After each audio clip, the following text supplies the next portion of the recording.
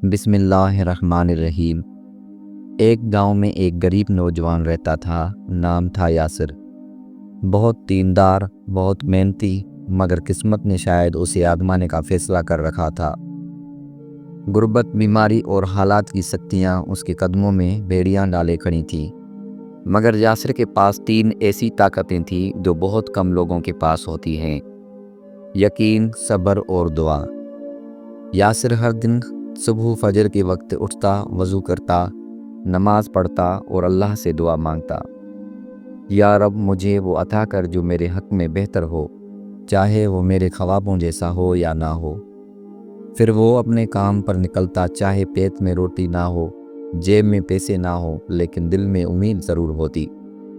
लोग उसे कहते, क्यों अपना वक्त ज़ाया कर रहे हो, दुनिया बदलने वाली नहीं। लेकिन यासिर हंसता और सिर्फ एक बात कहता, मेरा रब कभी देर करता है पर अंधेर नहीं करता। महीने गुजरे, साल बीते, लेकिन यासिर का यकीन नहीं टूटा।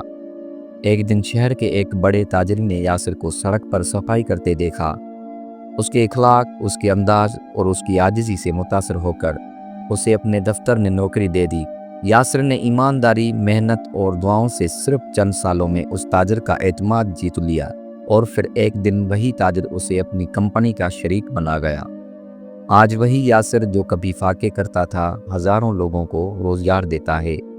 मगर आज भी फजर के वक्त उसकी आँख खुलती है, सजदे में गिरता है और वही दुआ मांगता है, या रब मुझे वो अता कर जो मेरे हक़ में बेहतर हो, चाहे वो मेरे ख्वाबों जैसा हो या ना हो।